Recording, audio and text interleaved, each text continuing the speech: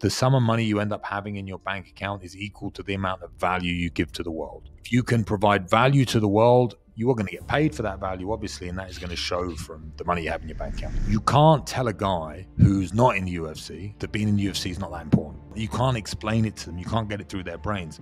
And you can't tell a guy who's broke that money's not important. I think the people that rule the world, and to change the subject a little bit, that rule the world, they live life on a 100-year scale. Like they think like a decision I make today, how is that going to affect the next 100 years of my life? All right, Luke, let's kick off, man. Let's get into it. So I want to start with a quote from yourself that I heard of you in another podcast. So most people can't take the bruising of their ego to be a beginner again. How much have you seen that in like the fighting space or even like young entrepreneurs who just have too much of a fucking ego on their shoulder? Sounds like a very, very wise man. Yeah, I think definitely in fighting, what you see in fighting is when you see from mixed martial arts, you see the guys transition between martial arts. So you might have like a super good Thai boxer or a super good boxer who then wants to do MMA because MMA is now the thing, right? Everyone wants to do it. And then they have to go back to being a white belt and learn jiu-jitsu, and they're used to being the dominating strong guy, and then they have to be the beginner again. So their ego gets too good, if that gets the better of them, and they struggle massively. So yeah, I see that a lot in martial arts, but I probably see it more in the real world, like in general. People have such lofty, high expectations of themselves, and they think that they're so afraid of people thinking badly of them that they don't ever want to start. So everyone wants to be this guy, but they forget that everyone started here and had to build up to become this guy, but no one wants to be seen to be starting out. Everyone wants to be seen here straight away. And I think that's a huge problem. I think the ego of men, especially, I don't know about women, but men are like, no one wants to be seen as weak or as beginning. And I always like to say that, I can't remember who said this to me, but nobody's a finished product and everyone's constantly evolving. So if no one's a finished product and everyone's constantly evolving, then there's no embarrassment in starting low and building up, right? It's also not going to be, if someone's looking at you judging, they're not going to be the people you want to be around anyway, right? It's going to be some fucking loser that's in the pub in Ireland or the UK that's saying shit about you, right? But I bet you already see this most in the fighting arena when people are leaving the sport or transitioning. Like, do people feel, they're losing their ego and they're also scared to move away from fighting into the real world, right? I think that's slightly different. I think it's just so complicated and so scary. I think it's so hard because for fighting, like for me, it was gut-wrenchingly depressing to go through this experience, because they say a fighter dies twice.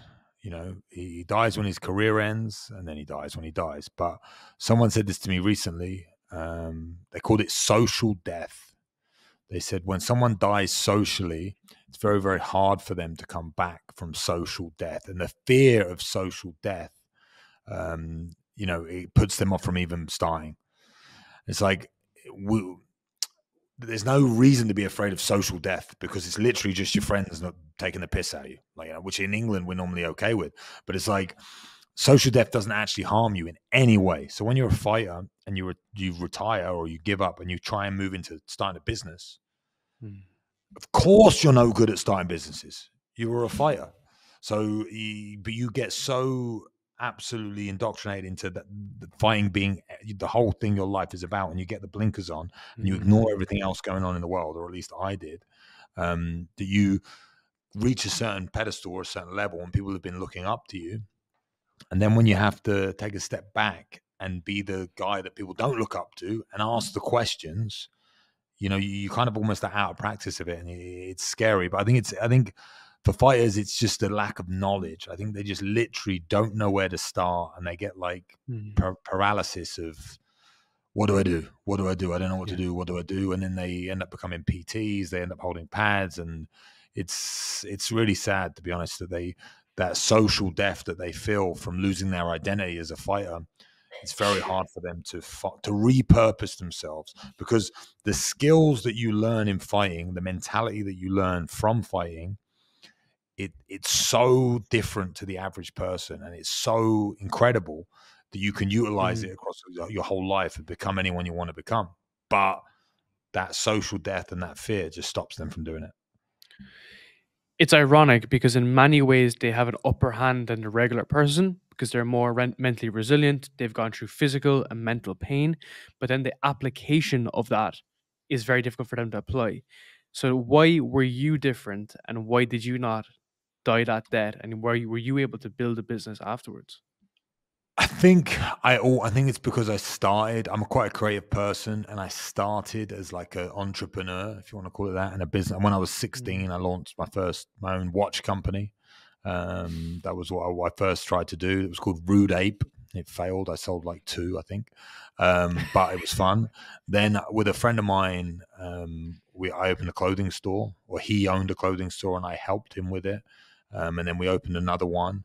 And then the 2008 recession hit and we died, like the business. But I went through that entrepreneurial phase early on in my life. So then I found fighting, and I kind of saw fighting as being an entrepreneur, because I was going against getting a 9-to-5 job, going against the grain a little bit. And I think one of the reasons I excelled in fighting was because I loved being different and being a guy that wasn't living a normal life, and I was living life on my terms. So living life on my terms is probably the most important thing to me in business, in relationships, in anything. I want to be who I am, as true as possible.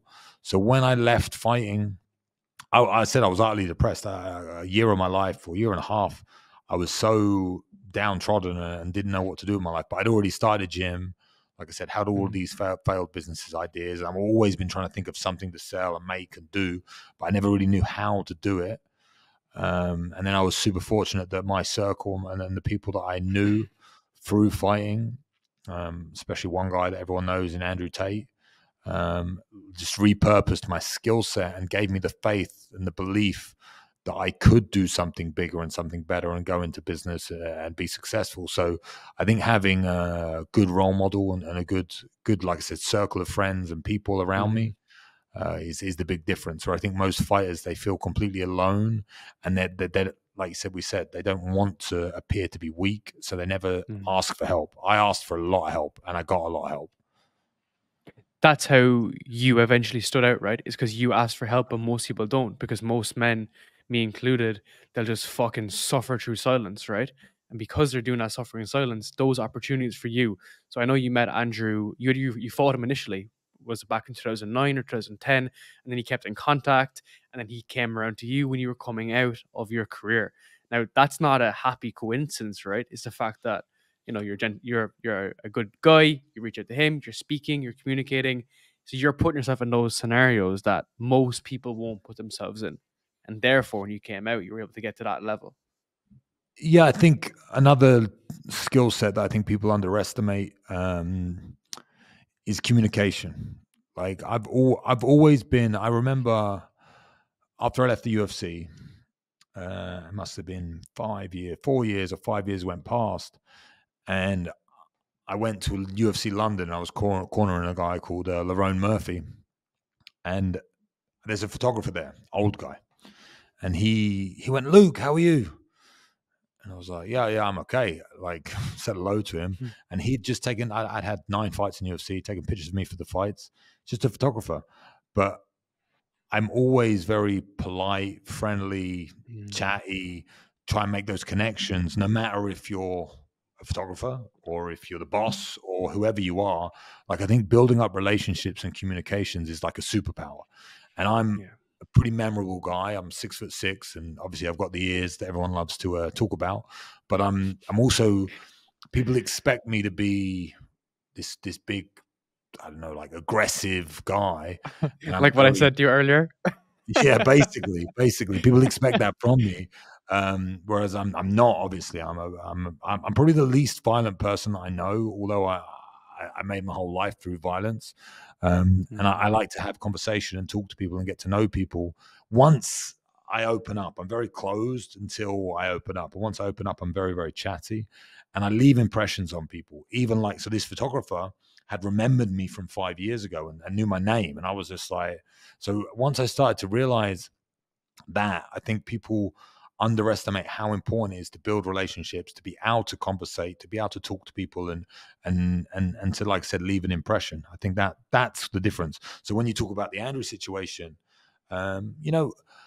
we fought each other, we trained together. We weren't best mates or anything. We didn't particularly Yeah. have, I wasn't texting him every day or doing anything like that, but we left an impression on each other, so he helped me train for a couple of UFC fights. And then I actually fought in Romania, and him and his brother commentated on the fight. You can probably find it. I can't remember. It was called RXF. If you type in Luke Barnatt RXF, you'll be able to see it. I took the fight on 2 weeks' notice, a weight class above what I usually fight at. To be honest, I just needed a bit of money before Christmas. I think the fight was in December, and I got paid cash. It was nice. And then that's the only way they pay you in Romania, I think. And I got paid, I remember getting paid in like €100 bills, €50 bills, €5 bills, €20 bills. Coins. Exactly. Whatever they could scrape together, that's what it felt like. Anyway, Andrew and Tristan were commentating on the fight, and obviously to see them it was just like a big thing. And this was before they are who they are now. And again, left an impression on them. Had a great time, had a good night out together. Like we were very close. I don't know how to explain it. So then once, how it came around with me, when I was the end of my career was coming around, they came to Marbella. So they were in Marbella on doing some car rally or something. And me and Andrew had like a 2-3 hour conversation about exactly this. About how, don't know what I'm going to do in my life. I'm giving up fighting. And at what you just said, like he said to me, he said, listen, bro, I've been in the fight game. I've been in the real world. The skill sets that you possess, you don't understand the value that they have, like the mental resilience, pushing yourself to the limit, all these things that you can then utilize in business and in everything else. We obviously know you're willing to work harder than anyone else because you've had to do that to compete at such a high level. So yeah, they kind of took me under their wing a little bit and helped me out quite a lot. So without that moment, that 2-3 hour chat that I had with them, my mind would have never, like, doors have just kept opening in my brain ever since that day, because I've refocused my energy onto opening them. And I think without that slight change of focus, and I realized this recently with, there's a guy called Amir, who's actually Tate's old trainer. And I was chatting with him. And he said to me, "Oh, Luke, I've been thinking about doing this fight organization." And he's surrounded by a lot of the same people. And all he can think about is fighting. So all he can think about is how to make money out of fighting, or do something with fighting, or for his fighters. And I'm just sitting there, and Amir's an amazing guy, great guy. I'm just like, bro, you don't make money in fighting. There's no money in it. Like, there's no point. Everything you're talking about is great and everything, but he can't repurpose his mind. He can't recreate himself and focus on something else because he spent his entire life doing that one thing. And I think that's, you need to have the flexibility in life to be able to move. You never know what's coming and what's going to happen. So you need to be able to constantly change and move. And I think fighters struggle with that because, like you said, they put their whole heart, body, and soul into one thing. All right, people, we're just going to take one short little break for a little update about Podcast University. So if you enjoy podcasts like this and you want to start your own podcast, head down to the links down below to Podcast University. This is a learning platform that I've built to help people like you build, launch, and scale your own podcast. I wasted many years doing this, making it all up as I go. So I put everything together in a very seamless and easy to follow course for you guys to follow and just learn exactly how to do it. So if you want to bypass a lot of the mess with your podcast, check out the links down below to Podcast University, and it will show you exactly how to launch and scale your own podcast. It's about picking the right vehicle, right? Because for you, fighting was the right vehicle when you didn't have any other options. But then when you do have the right options, you have the awareness to move between a different vehicle, do something that's more in an online space, a digital product, or vice versa, right?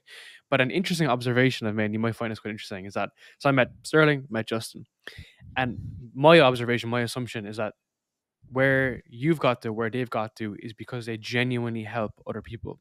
So the way you interacted with the photographer, I want to tell you a story that you might find quite interesting. So, you didn't know this photographer. You said hi to him. You're very pleasant to him.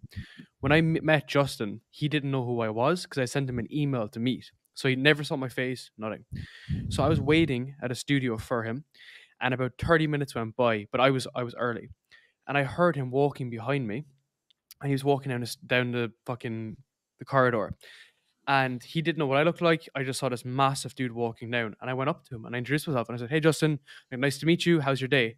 And he looked down at me and he was like, "Pleasure to meet you. Hope you're having a lovely day. Is there anything I can help you with? How are you doing, sir?" And I was like, "Oh, I'm Darren. Like, nice to meet you. Like, I'm actually recording with you today." And he was like, "Oh, we're recording in here." But he didn't realize who I was, and he just had this genuine, like, Southern, like, American accent, like, sincerity. And I thought, like, that was the biggest impression I've ever had from someone, was that interaction. And I spoke about this on my podcast previously, and I don't know, it's kind of difficult to explain it, how much significance it had. Is the fact that, like, he's up here and I could have been fucking anyone. And I just think that's how you, him, Sterling, Andrew, Tristan, I've never met them, but I can assume, have got to these situations, is because you're genuinely wanting to lift other people up, which most people don't want to, right? Most people view life as a zero-sum game. I think, Gab, everybody, Andrew especially, I mean, Tristan too, but I've had experience with both, but they're genuinely the most, like, they care so much about everybody else, and they have so much, they're such gentlemen, I think is the word that I would use for them, that you would just never expect looking at their online profiles and all that sort of stuff. But I've been with those two around their house, around their, we can call them staff, in their house in Dubai when they were there, and like even the hairdresser, like, and I always say this about Andrew, like, you never leave an interaction with Andrew like feeling unhappy. You always feel happy and proud and good about yourself, because that's I think what makes him who he is and where he's got to, because he literally, it's like a magic that he has, that you like feel this vibe from him, and you leave the conversation feeling like good. I don't know what it is. It's like magnetism or whatever, but I think what it is he is so grounded with himself and happy with himself and who he is, and tested himself and pushed himself to such limits physically and mentally, and really knows who he is. So he doesn't have to, he has no bravado, if you want to call it that. Has plenty of bravado online, don't get me wrong. Yeah. But as a person, when you meet him, and I think that I could say the same with Tristan, I could definitely say the same with Sterling. Sterling spends a lot of time in Marbella now, and one of the genuine, like, guys, super, super nice, helpful. I got some stories about Sterling, like, one of our personal trainer, like, between the two of us, we were both training with him. I introduced him to Sterling. He got a blood clot in his lung or something crazy, but had no medical insurance and had to go to the hospital, and his bills racked up to like 12 grand or something like that. And Sterling just paid him like this, didn't even think about it. He just, like, looking after everyone around him. He's such a genuine, caring person and cares for everybody. And I think that's definitely something I'm trying to. I think what do they say about money? They say that the more money you make, the more true version of yourself you can be, right? It just amplifies who you are. And I think that's what you see with Sterling. Sterling's a great guy. The more money he's got, the more he's helping people. Same with Tate, same with Tristan, same with Justin. I would like to be that same guy as well. I think the more you can help people, the more value you can add to people's lives. Another friend of mine recently said to me, he believes, which I never thought about it like this before, and I thought it was super, super poignant and very, very clever. He believes the money, the sum of money you end up having in your bank account is equal to the amount of value you give to the world. So if you can provide value to the world, you are going to get paid for that value, obviously, and that is going to show from the money you have in your bank account. So if you look at, like, Elon Musk, he's a billionaire, one of the richest guys, because he has added so much value to the world, right? It's not because he's not being selfish or done anything crazy. So the more value you can add, the more money you're going to make. And I never thought of it like that before. So I thought that's how I kind of see the guys. And then you're 100% right. Like, for me, especially Sterling and the Tates, they've given me such insight to the world that I would never know. And a lot of people that you don't even know as well, that are part of, like, the group, the war room that I'm a part of, the conversations I've had with them, it's just like, it's super inspiring, but it's super, the information that I gain, it's just like gold. And I'm just sitting there, like, again, like a little boy listening to these guys lapping it up. I don't understand how valuable it is to me, and I'm just like, because to them it's nothing. They're just talking about sales funnels and how to generate. And I don't have a clue about any of this stuff. I'm just like, yeah. So I've just been educated by the people around me, and it's a very giving group. You know, the whole, because the ethos of it is obviously Tate and all the guys, and they are extremely giving as well. And Sterling's a great example of that. So I think I've just managed to position myself in a place where have access to all these great minds that are willing to give me this information, and I'm growing because of it, and I'm hoping I can help others to grow as well. I think that element of abundance comes from not having regret with what they're doing. So, most people like go through life and they're largely unhappy, and they're like looking at that person and being like, oh, it's easy for them. They have money and this for this. When you like try everything at something and put everything into it, whether it's a success or not, you kind of live with no regret, right? So then as a result, you're happy to share the information. Like I said to you earlier, I was like, I'm happy to tell you everything there is about podcasting because I fucking spent 3 years in the hellhole in isolation, right? Because I just try my best at it, right? And I feel like that happens at larger scales with like, hugely successful entrepreneurs, especially in the war room, in all different domains. But it comes from people who aren't regretful of their life, right? So you spoke about the war room, and just to go a bit deeper into that, and you're saying that fundamentally, one of the core principles is you're helping one another. If you were to boil down the objective of the war room down to like one main objective, what would it be? Objectives to save the world. I think that's truly what it is. Like to build a brotherhood that can fight against evil. That's we see so many things going wrong with the world at the moment, and we're trying to build a brotherhood that can fight against it. I think that's fight might be the wrong word, but I think to try and help each other to deal with it, and to try and the thing about it is there's so many people in there that have so many different insights, and they can see from different angles. They see the world, and everyone's they're so far ahead. That's why it's like comes from chess, the ideology of chess, and making your best move on the chessboard and all these things. But they're like grandmasters thinking 20, 30 moves ahead. So they're seeing what's going on in the world now, and then they're positioning themselves to benefit from it, and benefit from it big financially, to then be able to help as many people as they can. So I think what I would say, the big ideology for us is to help as many people as we can, and to fight against evil. That's interesting. How has it grown recently? Because I remember before it was not necessarily smaller, but in the last 2 years would have doubled, tripled. That's the same as big as Tate gets. It grows and grows and grows. It grows massively. Has grown in the last. I've been involved for about 3 years, and I would say the last year and a half. Yeah. And again, we cut the dead waste quite a lot. Like the dead wood. Sorry, the dead wood are guys that aren't contributing, aren't helping. We do cut that out. So I'd say in the last year, it's definitely blown up. But the barrier of entry now is a lot higher than it used to be. So like Really? when we started, the price to join was low. The quality of the men we were looking for was that they had no real direction. The last like year and a half, it's changed dramatically.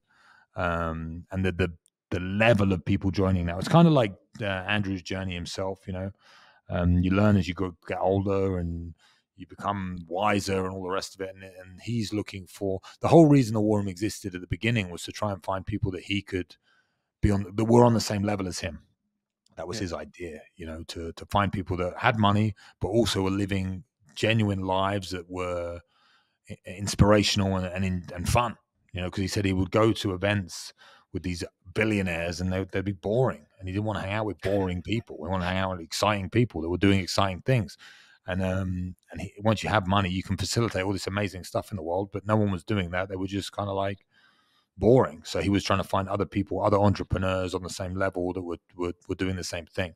And now his life has evolved to such a way that he's, again, like I said, fighting a battle right now, and he's finding much higher level people joining that are much more. I think we have a specific room that is built for anyone who's over 7 figures, and that room specifically is probably tripled or quadrupled in size. in the last 6 months, because the members are joining at that level, you know. So you used to be a lot more like younger guys trying to learn out how to get along in the world. We still have that a little bit, but with the huge the real world growing so much, they kind of filter into there a little bit more. And now the war room's much more of a high end, high level group of men that are joining now, especially. So I wouldn't say so much it's grown in size, but in quality, it's 100-fold, 100x. All right, guys, one short little update for Voix. I want to give a short little overview about my own company, my media company called Voix. So if you are a company or you are an enterprise looking to grow your brand and looking to grow your podcast, feel free to reach out to work with us at Voix. What we do is a fully fledged end-to-end management of your podcast. We take care of the strategy, the consulting, we take care of the growth, the management, we take care of all the editing, all the boring stuff, so you can focus on creating good podcasts and growing your brand. If you want to grow your podcast and get to new users, if you want to grow your business, generate more revenue and all that good stuff, check out the links down below to Voix. You can follow through to schedule a call with our team, or else you can fill out the application form to see if you qualify to work with us. Thank you. It's just going to happen with the influence of himself and with other people in the area. So there's multiple different ways you can take this. And I think a good observation is like how you've grown in the past couple of years. Because I remember you mentioned before that you lived, you still live in Spain, but you live like a simple, simplistic life. And now it's impossible to catch you, right? You're fucking flying left, right, and center. You're in Miami one weekend, you're in Frankfurt the next. How have you seen like your life change, and like how could you compare like a simple lifestyle when you were at boxing, whatever, and fighting to now? I think it all comes down to the mindset. I think you used the word abundance earlier. I think everyone, especially at my age, I'm 35, but even younger, the same. Like, why are people thinking about saving? And saving money doesn't even work anymore. Like with inflation the way it is and all that sort of stuff. Like the ideology of saving your money and holding on to it, like trying to grow a big stack of it so you can retire, it just is so backwards. It's so unbelievably backwards, because having a big lump of money, you need to build revenue. You need to build cash flow. That's what you need to build. The way you do that is by starting businesses and whatever else you can do. So that small little change of the abundancy mindset for me was huge. So I think mentally, internally, I have changed a lot, or learned a lot. I wouldn't say I've changed a lot. I've learned a lot and added on a lot to my mentality already. But the guys in there, the insight they have has really developed me into understanding there's more to life. You try to think that, I fought in the UFC. I was a celebrity. I made good money in the UFC. I've never really made bad money, apart from when I made no money when I was living on the floor of a gym and training. So it's like, for the last 10 years, my life's been pretty amazing. Like, I've traveled the whole world. I've made good money, but I thought that was kind of it. I thought like, I've had my time in the sun, all this bullshit that you get taught and you get told. And it's like, I was almost giving up before I got involved with these guys. I was almost thinking like I was getting condensed and trapped, and my energy was getting sucked out of me. But I think the mindset change and the shift that I've made from joining this group, like you said, it is what you can. I think I am a fantastic example of what the War Room can do for somebody, because my life was good. I was making money. I was semi-famous. Had a good time. Life. I was living, traveling, doing whatever. Now my life financially is incredibly different. Experience-wise, incredibly different. But the thing that you said, like my mentality and I feel so happy with my life. I feel so fulfilled because I'm helping so many other people, and I'm also like living life to its fullest, if you want to call it that. Like I've taken that, that indoctrination of, you need to save, things could go bad, problems, blah, blah, blah. I've completely changed that to like whatever problem arises, I can handle. So I'm flexible. I can always change. I have a group of men behind me that will help me with anything that goes wrong. So I know that I have faith now. I have faith in myself. I think that's the what I'm trying to find. I've been searching in this, like this little bit talking, but the internal dialogue that has changed for me, the way I think about myself, the way I see myself, and the faith that I have in myself, which is what I think everyone in the world is lacking. I think people don't have the self-belief to bet on themselves. So they get a job and they work for someone else because they need that safety net. I've now got the full 100% self-belief that I'm going to make it no matter what. And that comes from the lessons that I've learned and the mentality that I've built through these guys, you know? So it's like, I would never have that otherwise. And it's only a small change, to be honest, but it's huge in what it's done for me. And I think it's only going to get better. I think my life's only going to get better and keep improving and financially go through the roof. My relationship's never been better. Like I literally couldn't be happier. I've got 2 kids that are growing. And again, within the war room, there's men that I trust and I have great relationship with that have 10-year-olds, that have 15-year-olds, that have so I can go to them and talk to them about parenting and advice on that side of it. There's it's not just about making money, you know, and that's one of the probably the biggest things that you learn when you join. The most important thing day one is your health. Nothing else matters. Doesn't matter. Anything else matters. You could be a billionaire, but if you're going to die and you're like can't stand up and you're out of shape and you're out of breath walking up the stairs, it's just like it doesn't help. So number one's your health, and I think that's been a huge thing for me the last couple of years because I was at peak physical condition. I kind of got a bit depressed and lost sight of who I was and got a bit out of shape, and this all brought it back, you know, this whole thing for me. So yeah, I think I couldn't be happier with what it's done for me. It's emotional maturity at the end of the day is the fact that in your 20s, you're chasing the status, the money, the chicks, all that kind of stuff, right? And then when you get there, which you have done to some degree in terms of getting your semi-fame or whatever it is, you realize that what is the other piece of the pie? And I'm reading a really interesting book. I'm having this dude on my podcast recently. You know, his name is Gad Saad. He was on Joe Rogan several times.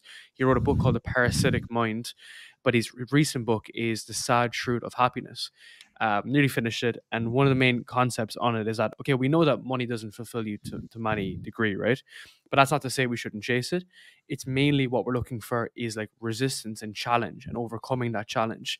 So that challenge can be from like a personal pursuit, like a business pursuit, but it can also be from like relationships as well, doing difficult things, working with different people, having a good network, and being able to communicate with these different people. These are like challenges that we need to, as a man or as a woman, we need to actually go and actually overcome, right?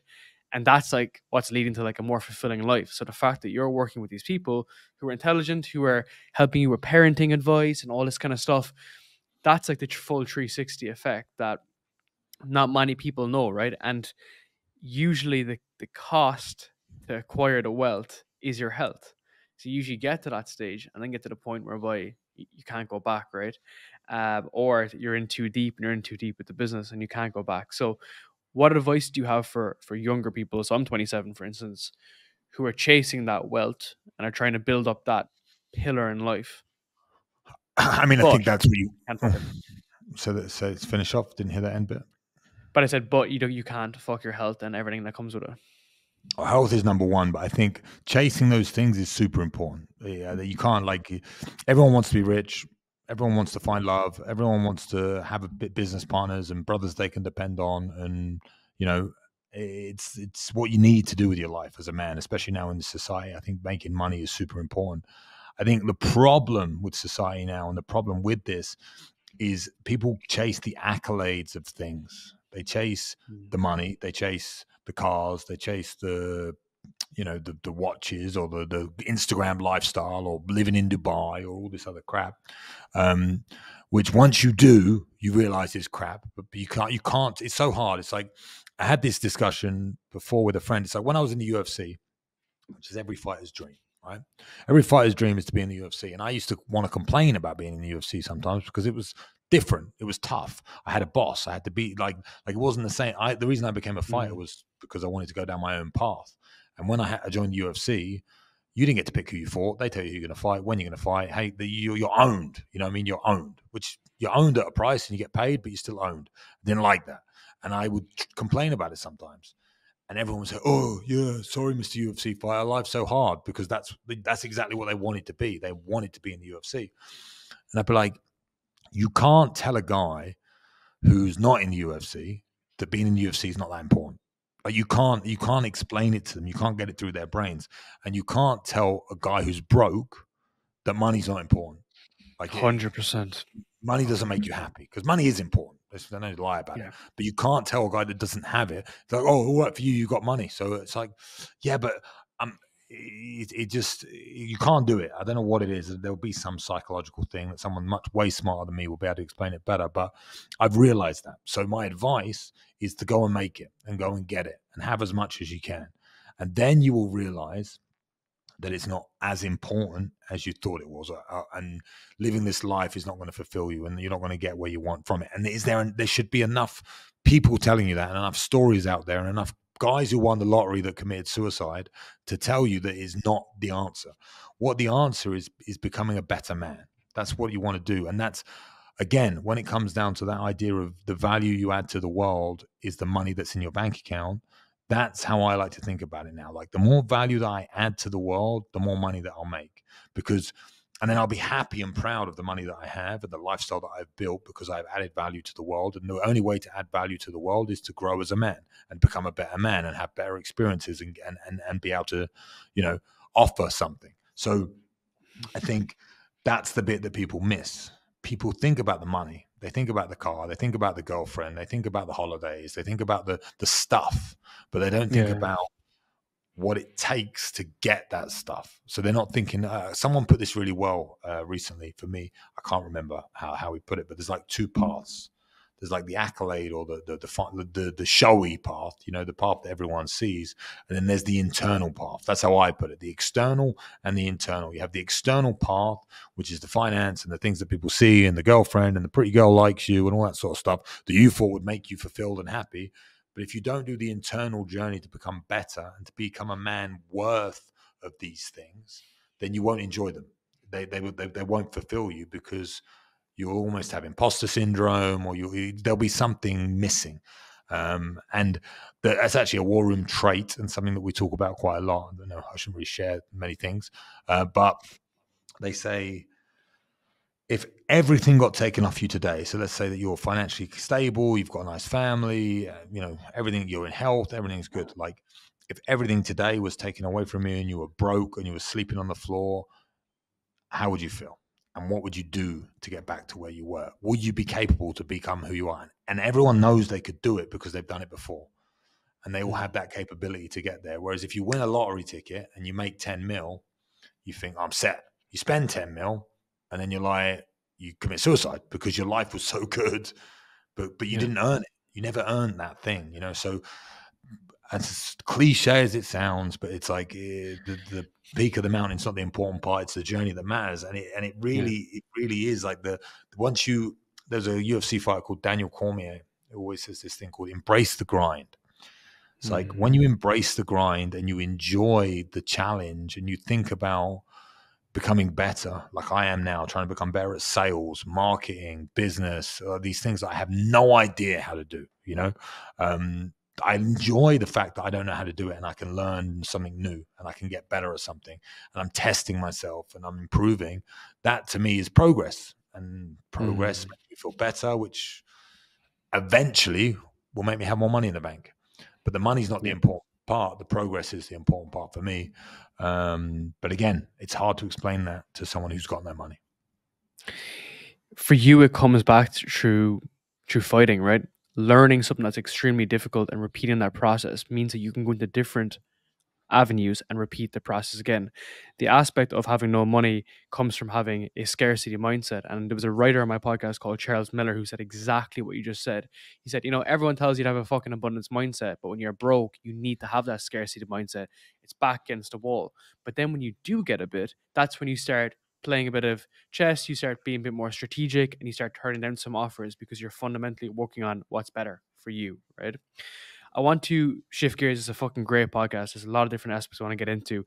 I know the story of you sleeping on the floor of your gym. Now, you're a big theory guy. You're very sharp mentally. How did you have the vision and the understanding that you could get to the UFC when you were sleeping on the floor of a fucking gym? Good question. At that point and that stage, I think it was more just love, like love for the sport.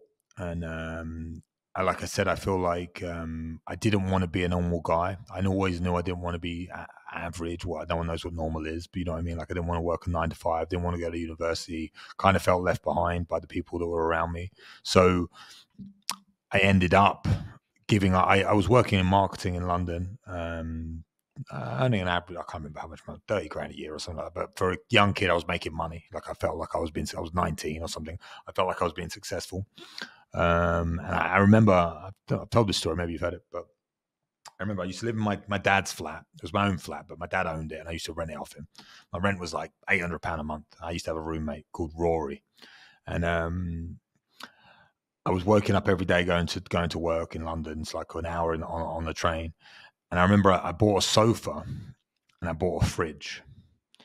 And it was a leather sofa, black leather sofa, and a fridge. It was like a grey metal covered fridge. It's still there in the flat because my dad's so cheap he hasn't bought a new one. But I remember thinking, I was 19, and I was thinking, you know, and I was thinking, my life is so boring. Like I work so hard because I've always been a hard worker, and I'm 19 and I'm spending my money on a fridge. Like, what is wrong with me? I remember thinking that and thinking like, I thought that was kind of success, you know, like being sensible and investing. Yeah. And I just thought, screw this, I'm not doing this anymore. At that point, I was training and I was fighting, and I ended up. I told you about my friend before, Paul, who I opened a clothing store with. This time that one had ended, and then we started another one, and he started in Huntingdon in Cambridgeshire. And first step, I've never told this story before, but first step was I ended up working with him in Huntingdon, and we used to sleep in the storeroom. So we didn't sleep in the on the floor. I used to sleep in the storeroom. We had these inflatable mattresses, and we had a laptop, and we used to watch Godfather every night, like a couple of episodes of Godfather. So we'd work all day, then I'd go to the gym, then we'd watch Godfather. In the morning, we didn't have a shower or a sink or anything, so I had to wake up, go to the gym to work out, and then shower and brush my teeth, and then go to work all day, then go back to the gym, then watch Godfather. So I did that for about 8 months, but I started. My gym was in Cambridge, and I used to get the bus to training every day. And I said, I was to explain this to the guy who owned the gym, and he said, "Why don't you just live here, sleep on the floor here, and train?" And at that time, like the shop was good and everything was good, but I was so invested and in love with fighting, and I just felt it was the making of me, you know. So I didn't have the vision at this point to see the UFC and to see what it would do for me. I just knew that I loved fighting. I was no good. I was terrible. This is what I remember. At this point, it's not like I was a natural talent, and my coach was like, "Oh, we need to make Luke better." I was awful. I was absolutely awful, but I just loved it, and I trained so much. It took over my life, so I decided to live in the gym. And I used to work reception for the gym, and they paid me £50 a week, or £50 because it's England, £50 a week, and I used to live off that, off Asda, chicken and rice, and then I did a little bit of door work, security, but soon I gave that up, and then it's almost like I took the leap of faith because of love and because of enjoyment, and then I started to cultivate this mindset where like I could be good at this. Like at the time, I had no idea. I just thought I could be good at this. I started training. I won my first fight, although I got my jaw broken. Lost my second fight, and when I lost, I really had to like think, is this for me? You know, and that's when my mindset changed. I created this whole system and framework to try and improve myself, and I went on I don't know, like a 17 fight win streak or something like that. I like smashed it.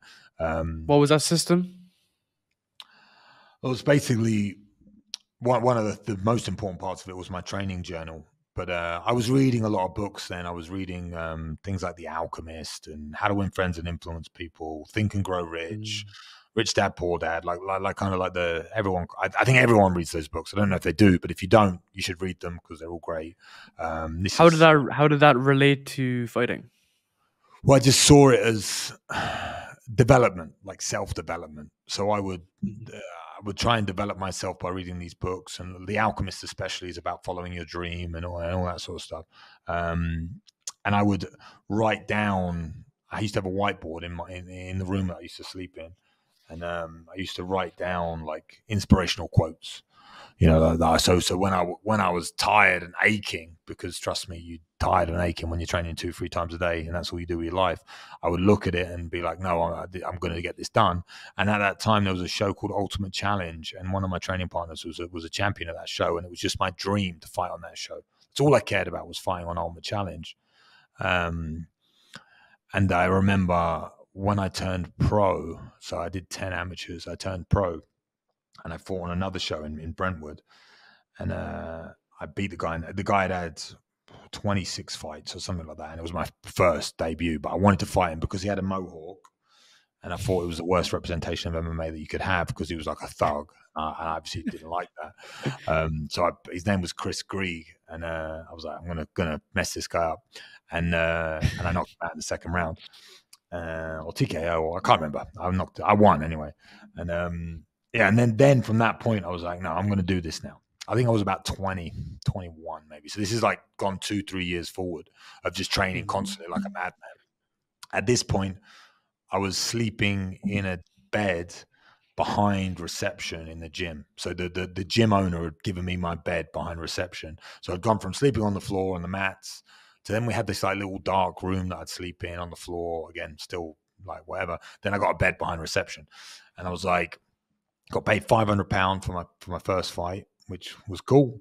And then I thought I was going to really take it seriously. And I built this system that basically kept me on track. And I used to say to myself every day, I will fight in the UFC by the time I'm 25. This is when I started to believe that I would be in the UFC. I was like, by the time I was 21 or 22, I can't remember exactly. And I was like, I'll fight in the UFC by the time I'm 25. And as just turning pro and just having one fight, an average fighter has 3 fights a year, sometimes 4.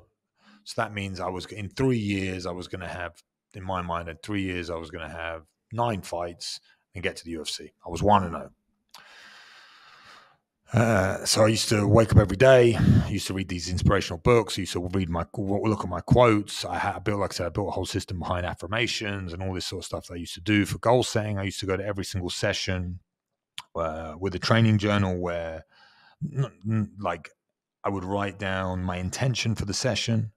So what I wanted to gain from the session, my mood, like how I felt before the session, and then like some notes on what I wanted to do in the session. So it's more about my intention. Then after it, I would check off if I did the intention, like if I did it, what I learned from it, and how I felt afterwards. And I did that every session, two times a day. I used to have a training partner called Jack Mason, who used to guillotine me, which is like a choke, every time we trained.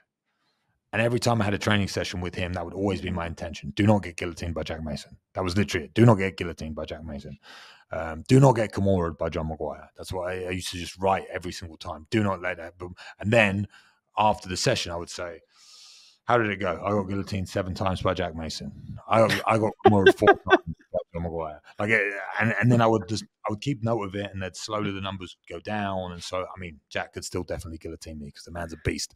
But that was how my system worked. You know, like I would have this training journal and keep me on track. I think it's a very basic concept, along with the other stuff that I did, which was I built affirmations, I did goal setting. You know, I had this whole mentality that I cultivated. And like I said, every day I would wake up and I would say to myself, I'm going to fight in the UFC by the time I'm 25. And I used to tell everyone that I knew I'm going to fight in the UFC before I'm 25, and they used to laugh at me.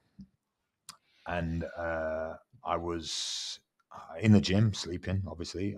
Woke out, came to reception, and Robbie, who was my coach at the time, said he just got an email from the UFC saying they were looking for middleweights to compete in The Ultimate Fighter, which is a TV show, like a reality TV show, if you don't know what it is.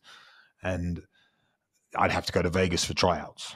You know, basically were inviting me to the tryouts. I was 5-0 at the time. I just beaten an Italian guy called Matteo Peran. And I had no money. Like I said, £50 a week. Couldn't afford to go to Vegas to try out for a TV show. Like, it just was never going to happen. And I begged my parents, and they were like, my parents never liked the fact that I was fighting, so it didn't happen. And then my gran gave me 500 quid, which doesn't quite get you to Vegas and let alone accommodation and everything else. So I was down in the dumps about it, and a friend of mine called Mika, was like my best mate at the time. He was another receptionist at the gym. He said, "Don't worry, bro, I'll pay for you to go," and he bought my tickets. So I had 500 quid for my grand, and he paid for my tickets. And then 3 days before I flew, or a week before I flew to Vegas, Mika said, "I can't let you go to Vegas on your own. I'm coming with you." No So way. he ticket as well, and we went out to the tryouts. And obviously, the tryouts is a 3-part thing, but I got through it and I passed. So you hit pads, then you grappled, and then you get interviewed. And I got through all the stages, and then they stick you in a hotel. The UFC pay for the hotel. It's the worst hotel in Vegas. It's called the Palace Station. It's a bit nicer now, but back then it was awful because I think they used to own it. So it was like me and Mika in this hotel, and you're meant to do medicals. They're going to do your eye exam, all this stuff. And they come to me and they say, "Right, we can come and get you at any time to do medicals. So you're not allowed to leave the room. Please stay in the hotel, blah, blah, blah." I was like, "Yeah, cool story, bro." And then me and Mika went out and got wrecked, obviously, in Vegas. But yeah, then I got one of my story now because I started talking about Vegas. But then obviously I got in the Art of Fire, went on the TV show, ended up in the UFC. That was the point. So with the show was shot in October, I think November, something like that. I can't remember. It ended, and then my debut in the UFC for the event for the show was on April 13th, 2013, which happened to be my 25th birthday. So from saying to myself every day, "You will find UFC by the time you're 25," it then came to fruition and happened, and I actually fought on my birthday in the UFC for my debut. So it was like you could say it was luck, you could say whatever you want, but I believe that if I had not, I gave up everything, my entire life, everything, because I said to myself every day, "I will find UFC by the time I'm 25." It reaffirmed to me every single day what I was doing it for. So when the distractions came along, when the girls came along, when the clubbing came along, I was like, "No, I'm going to find UFC by the time I'm 25." And it kept me on focus and on point. And without me saying that, I never would have happened. And I think if you speak to the universe and you say what you want and you believe it and you truly believe it, then I think it always delivers. Man, that's literally the craziest story ever. And I think the level of focus you've had for half a decade is nearly like impossible, apart from, the handful of people who do make it to the UFC or make it to the Olympics or professional athletes. It's like having that ridiculous level of focus. And what I love there is the fact that you can say no to all these opportunities and have no fucking opportunity cost. Now, I'm not anywhere near where you're at, but to some degree, like, I don't drink alcohol, for instance. So if someone asks me to go to an event, I'm like, "I'm cool, man. I'm doing my cold outreach on a Saturday. It's all good," right? Because I have like a goal that's bigger than the event. Now for you, that's obviously like on fucking steroids of what you were doing, like the level of just intensity with it, which is how it's going to work, right? One other thing that I really observed there, which was really cool, was the fact that in your daily routine and your systems, it wasn't like you were saying that you were a failure or a success if you got guillotined. It was like you were getting better. You went from getting 7 to 5 to 3. Now, how important is that versus saying you're good and bad when you're thinking in terms of these big goals, right? Because for a lot of people, it's black and white, and then they just fucking give up because they see all the rejections or the no's or the negative feedback. But for you, you're thinking in terms of half a decade from 20 to 25. I think biggest bit of advice for anyone, I think, not from me, but is to zoom out on your life. I think when you're going through a hard time, or when you think, "Why am I doing this?" or what, is to zoom out, because you can, if you're the biggest and most important thing, I think, is as long as you're moving in a direction. So it's like, yeah, people might be saying no, but you're doing something that you want to do with your life, and that is invaluable. Literally is invaluable to be doing something. I always say this: I'm the luckiest man alive, because I got to do, from the age of 19, when I quit that job that I didn't want to do. I didn't like it, the marketing job that I had. I was good at it and I was making money, but I didn't want to do it. I wanted to be my own man and I wanted to work for myself. So I decided fighting was going to be the thing. And I went through loads of horrible moments and loads of stuff. So I just told you, I slept in a stock storeroom for 8 months, then slept on the floor. Then it's like, so when that's what I'm saying. When I'm sleeping on the floor or I went out occasionally, don't get me wrong, I wasn't drinking either, but I would go out and you meet some girl and you're a 20-year-old kid and she likes you and you talk to her and then you say like, oh, yeah, I like live in the gym, and you could just see the disgust on her face because I'm not going to be with some guy that sleeps on the floor, so you'd have these hurdles to overcome. But then I would always think like, I'd zoom out and I think, no, but this is where I am now. But this is where I'm heading. I understand I'm going to go there, and knowing where you want to go in life is a superpower. Like you said, you can move away from all the other things. So I think zooming out. I think the people that rule the world, and to change the subject a little bit, that rule the world, they live life on a 100-year scale. Like they think like a decision I make today, how is that going to affect the next 100 years of my life? Whereas most people now, decision I make today, should I go out this weekend? How am I going to feel today? They think about today, I think that's the big problem. Whereas for me, I was thinking, I was making the sacrifice, knowing deep down that I'm going to fight in the UFC because I zoomed out from my life and I looked at the 5-year thing. And now what I'm doing with business and, with YouTube and with making content and similar to yourself is like, of course, when I put a video out now, it gets 100 views. You think, oh, like that's, yeah. Fuck But that. look at that video in 10 years, 100 years, 50 years. It's always going to be there. It's always going to happen. It's so you have to, I think a great bit of advice for a lot of people is to reverse engineer what they're doing. So to look at the result that they want. Everyone wants to be a millionaire. So let's just say you want to be a millionaire. So let's reverse engineer becoming a millionaire. Like, and how do you want to be a millionaire? Do you want to be a millionaire working in a job and trading time for money? Or do you want to be a millionaire that can be in Dubai, sitting on his phone doing nothing? Like, it depends what you want. But if you reverse engineer the financial goal of making 7 figures, you need to work out how much money you need to make per month, per week, per day, per hour. And then when you understand what you've got to make per hour, per day, you can understand if it's physically possible in the job that you're doing now, or if you need to start another revenue stream, or if you need to have something paying you like property or whatever it's going to be, investing, everything. But people just think, I want to be a millionaire. And they don't even think about what a millionaire does, how their life is, the things that they need to do to achieve that. They just say that statement, but with no thought, So I think reverse engineering your goals and zooming out from your life is the easiest way to achieve what you're going to do. Because let's say I want to have 1 million subscribers on YouTube, which is one of my goals, to have 1 million subscribers on YouTube. I've been doing YouTube for 3 weeks. My first video I posted 3 weeks ago. Okay. So I want to have 1 million subscribers. So I need to reverse engineer that. How do I do that? The way I do that is by consistently putting out content every week for the next 10 years. And I 100%, if I keep doing that and obviously there's more layers to it than that, but 100% I know in 10 years I'll have that because I'm doing the work.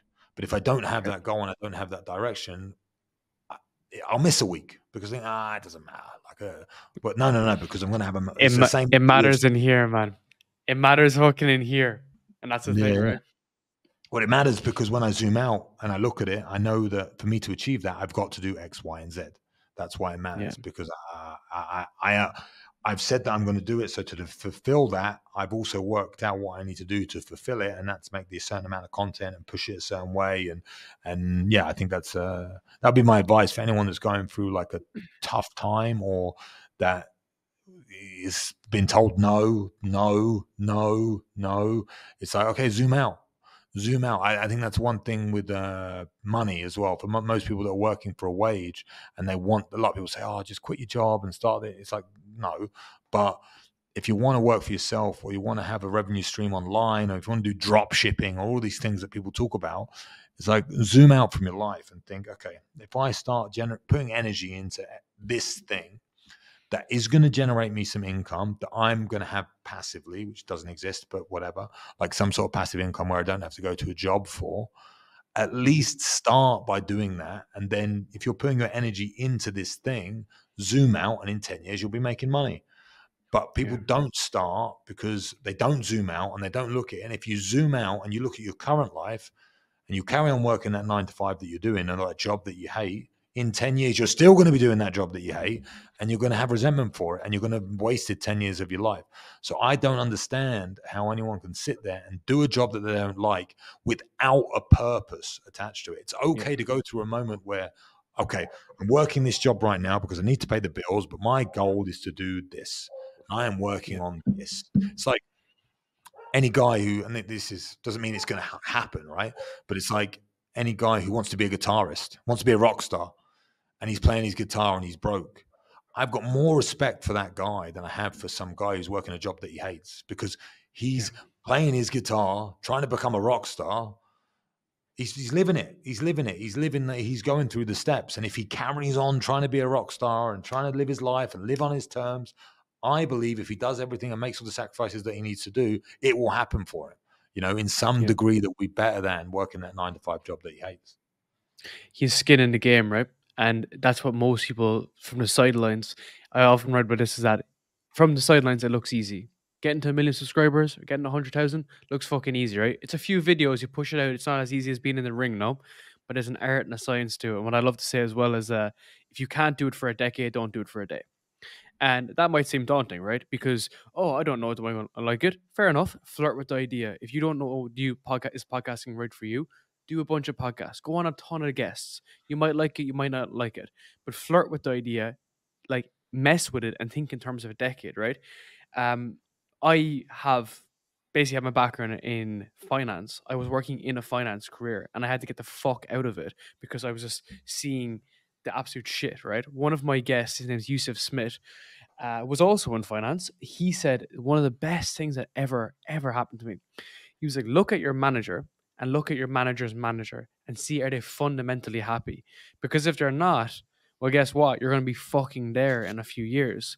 So that's when I was just going balls deep in my podcast, making $0 on it while working in my finance career before I was able to leave from it. Because it was like, what can I do for a decade?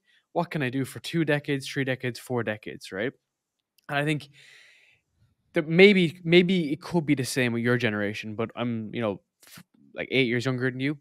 Our generation's a fucking joke with this shit, right? Just straight to the point. The average person, like, is only thinking about going out, getting pissed, putting shit up their nose, and that's pretty much as far as their brain goes. And it's ironic because at 27, the people that I used to interact with at 21 or 22, 23, 24, we're all doing the exact same shit at this stage, right? Earn the same amount of money. So it's kind of like you have to want to change. So you need to change. You need to want to change, because otherwise nothing's going to happen, right? And you're the best example of that I could possibly think of. Coming out of fighting, going into online business space, having a fucking clue what you're doing, but you're actively working on it, because I guarantee you in 10 years' time, you're going to know a hell lot more about sales and marketing then, right? Yeah, it's making funnels. But I think, again, that's a great example. Look at your boss, look at your boss's boss and think, do I want to live that life? Or do I want to live a life like this guy? Okay, I want to live a life like this guy. What's this guy doing? And surrounding yourself with those guys that live the lives that you want to live is like a life hack. It's super easy. It's like the easiest way to explain it, fighting a metaphor. I want to get good at fighting. Do I go to a fight gym and hang out with other UFC fighters and speak to them about fighting? Or do I speak to my mate who thinks he can have a fight on the street? Obviously, I go to the gym and train with the UFC fighters. So if you want to make money, if you want to have like an online business, if you want to do whatever you want to do, you want to find those people. If you want to work in crypto or any of that, you need to find the other people that are doing that thing that you want to do and spend time with them and talk to them. And that's how you're going to level up so much quicker. It's so obvious to me that surrounding yourself with people that are on that journey. And if you can't find this annoys me the most, because I get DM after DM after DM after DM from young kids. Like, I want to be successful. What do I do? Like, everyone around me is a bum, blah, blah, blah. It's like, move, bro. Like, I just told you my story. I moved from Essex to Cambridge to train. It's like 2 hours away and sleep on the floor. Like, but you can't tell me and this goes for people in the Western world because everyone's living everywhere. But if you live in the West, like, life's easy, bro. Like, life is easy. Yeah, You just comparing yourself to idiots. It's like, you can do whatever you want with your life. Just move to the place you need to be, or be with the people that you need to be to become better. You know, I know you've moved from Ireland, you're out in Bali now, or, you know, it's like, that's something I've always done. I moved when I was 17, I moved to Peterborough, something different. And then from there, I moved to Cambridge. And then from Cambridge, I moved to America. And then from America, I moved to Spain. And it's like, having that ability to move and leave and get out of your comfort zone is another life hack. You know, you'll learn so much so quickly from leaving your circle and going to a new place and just restarting your life. And yes, you'll be broke. And yes, it will be hard. And good, because then you'll learn so much about yourself. And like, the biggest annoyance for me is people who seek comfort. The world is generated now to tell you to be comfortable, to tell you to, you know, try and get your life in order and make sure you've got a wage and money in the bank and a nice house and a nice car. Screw all that. Screw it all. Just go for it. Whatever it is. What's the worst that's going to happen? You're going to have to, you know, like, get a job at Sainsbury's and work at Sainsbury's. Okay, I'm willing to do that. I don't care. I would prefer to do that than not pursue the thing that I want to do. And I think that fear, that social death, that fear of social death and being embarrassed, that's why it's a superpower going somewhere where no one knows you, because it doesn't matter what you do. No one's judging you. No one cares. Like, no one cares. No one really cares anyway. And this is the thing. Like, I can't remember who said this, but it really, really resonated with me. It was like, when you die, people are going to come to your funeral. Even your brother or your mother, maybe not your mother and your father you can take out. Maybe even your brother or your best mate is going to come to your funeral. He's going to cry a bit. You're going to probably say a speech, going to see you and all that sort of stuff. He's going to get in his car. He's going to drive off and think, oh, you know, Luke was such a great guy. He's going to get a phone call. Rent is due. Work. Girlfriend nagging at him. Life goes on, and they forget about you like that in a day.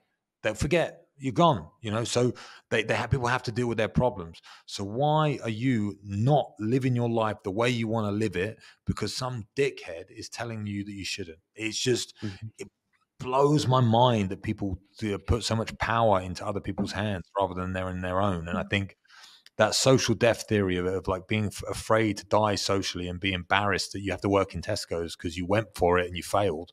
Cool. Like, I went for it and failed. You never did nothing. So, and I'll build my money up again, work in Tesco's, and I'll go for it again. And I'll probably fail. You'll have the skill, man, right? You'll have the skill versus like fucking plugging numbers on a spreadsheet. That's the funniest thing, is that like you can't take the skill from you, right? Sales, marketing, the network. That's what can't be taken from you. So I'm the exact same as you. Like, I prefer to crash and burn than watch fucking West Ham all weekend, right? That's like not what I want to do for my entire life, right? You made a very interesting observation there about you know, connecting with people, right? So for instance, like you be in the right gym, you want to work with people who are UFC fighters, you want to build a business, you work with someone who's built a business. Now, interesting question for you on this is that, why do you think the person who's the mentor is so accepting of people who are like ambitious underneath? Because for me, my entire life has been based on building my podcast and people actually dragging me along. So I've been very fortunate, you know, people like Justin, whatever, have been very kind to me over the years. And I've always been very inquisitive as to why that is. So why do you think that is? Because most people don't think that people will listen to them and help them out. It's the complete opposite. And again, I use a fighter metaphor because I come from that world. But when you start jiu-jitsu and you go to a gym to learn jiu-jitsu from a mentor, because your black belt is going to be your mentor in the physical space. Once you learn, once you learn something or master something as a black belt, the only thing you have is to like give away that information, to tell people that information, to make people better. The feeling you get from coaching someone to improve, and then they improve because of your effort and your energy, you can't beat that, you know? So I think that's the thing that people don't understand. Like, everyone successful in business, not everyone, but most people in business, they've had a mentor and they've been a mentee. Every fighter on the planet has had a mentor. Everyone. There's no one who naturally knows how to fight. It doesn't exist. I would say the same for business, but I don't know the world so well, so I say maybe. But everyone in fighting has had to learn from somebody else. And the person that teaches them gets more from the exchange than the person that learns. That's what people will never understand. And you can't understand it until you do it, until you're a mentor, until you teach. But you get more out of it than they get out of it. I remember even, I told you, I moved to the gym and I used to get paid £50 a week. The reason I got paid £50 a week is because I used to teach the beginners classes. So they used to let me teach the beginners classes twice a week or whatever it was. And I used to teach people like basic positions and basic, I think it was like a side choke and whatever else. Like, and they'd ask me questions. I'd be like, oh yeah, why is it like that? Why'd you do this? Why'd you do that? And I would sit there and think, I don't know. I'll tell you tomorrow. And I'd have to go away and I'd have to think about it. And then I would teach them the next day and I would become a better fighter. The best way to become a good fighter is to teach. The best way to become good at making content, teach other people how to make content. If you think you're good at making content, teach someone else how to make content, because then they will ask you all of these questions that you would never have thought of, and then you have to think, I didn't know that. I don't know that. And you become better. So I think what people forget is the mentors, the guys out there teaching other people, they gain so much because they refine their own skill set. They get better at whatever it is they're teaching you, because to be able to teach something, you have to understand it at such a level. You have to be a master of it to be able to teach it properly. So you become better at that from teaching over and over again. And you get the feeling of fulfillment of teaching this younger person, don't have to be younger, but like in general, younger person. And then you see them perform the thing. It's like me after fighting, I became a coach and I cornered people in their fights. I would go through the entire emotional journey of this young 17-year-old kid, like having a fight, shitting himself, getting in the cage, using techniques that I've taught him and winning, and it'd be the best moment of his life. And I'd almost be crying in the corner like a parent, you know what I mean? Because you've got that investment in them.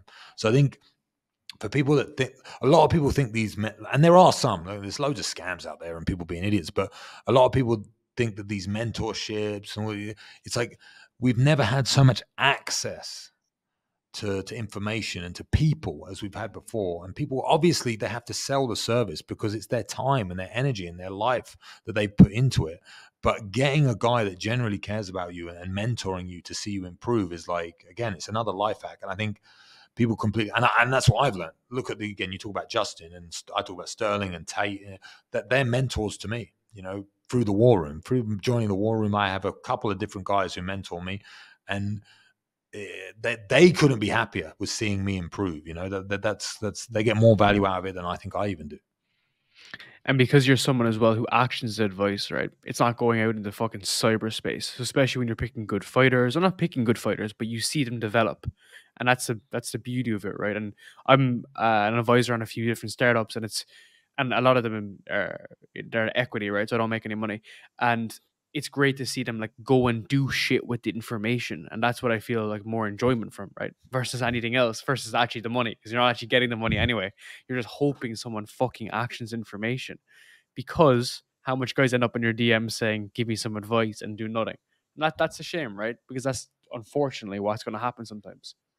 Yeah, I mean, I run seminars now, like big group events, from like 10 people to 100 people.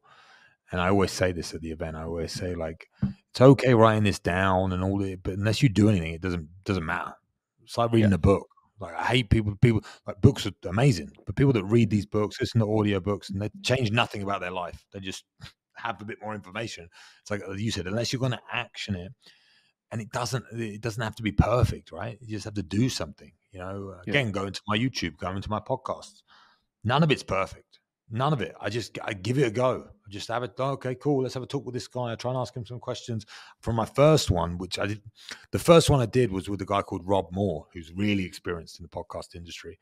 And it was my he basically interviewed me because I didn't know what to do. I'm so used to being the guy asked questions. Like in this scenario, I could talk all day, no problem.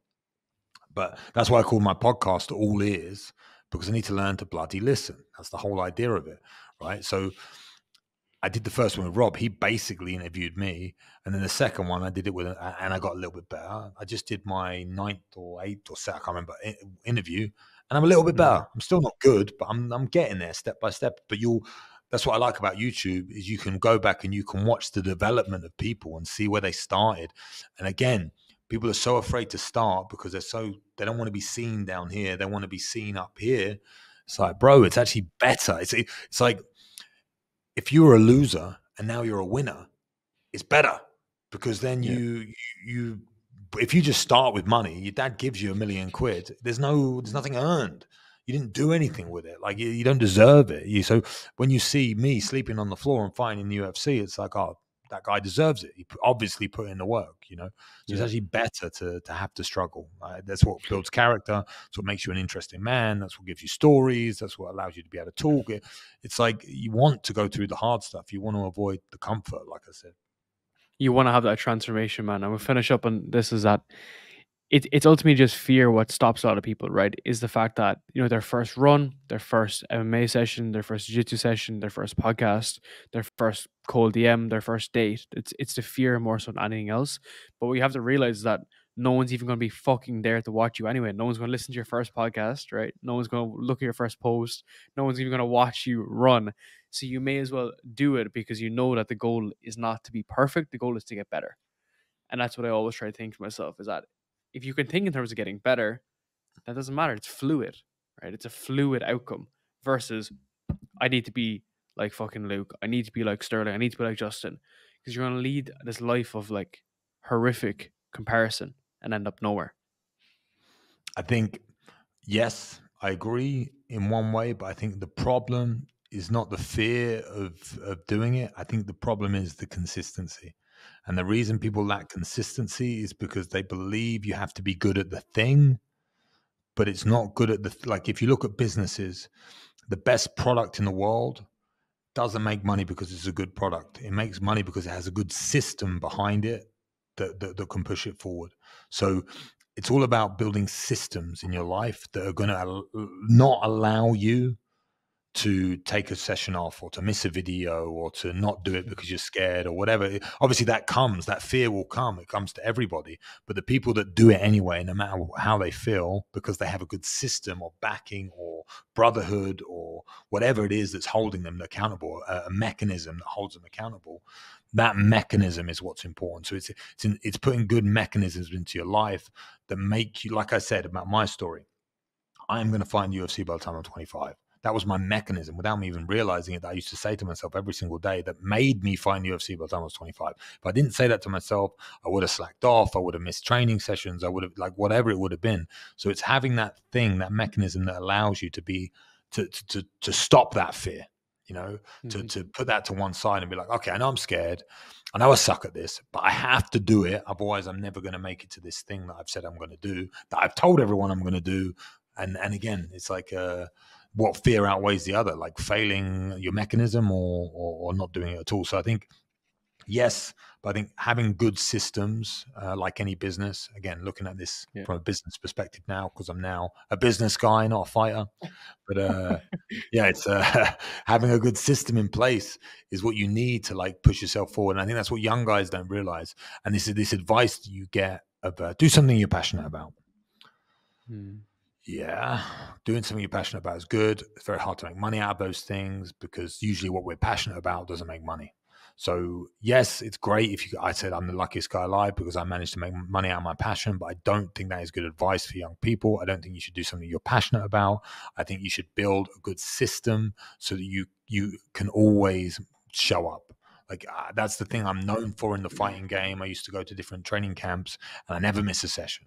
And the reason I never miss a session is because I've built a system through my life that allows me never to show up, never to miss a session. Sorry, not never to show up. That won't make any sense. Yeah. Never to miss a session because my whole ethos of life is I do not miss a session. I always show up. I do not miss a YouTube video. I do not miss a week. I'm here all the time. I'm always pushing myself forward because that is my mechanism. That is my what's the word?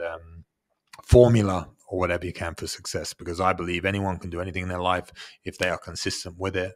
But you need to know what that thing is going to be. And once you know what that thing is going to be, you can set out a format that is going to allow you to become successful. So fear can't put me off because I have to fucking do it because I said I'm going to do it. So I think that's a part of it. It's accountability, man, right? Luke, I want to say a massive, massive thank you for this, man. It was a fucking great session. I absolutely loved it. And hopefully you enjoyed it too. A little bit different, right?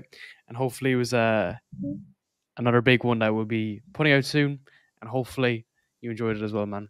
No, I enjoyed being the guy that gets to talk for once. I know I like to. You can tell I like to Well. talk, but I've been asking questions quite a lot recently. So yeah, no, it was great, man. I really appreciate it. Appreciate your time My and pleasure, appreciate man. you having me on.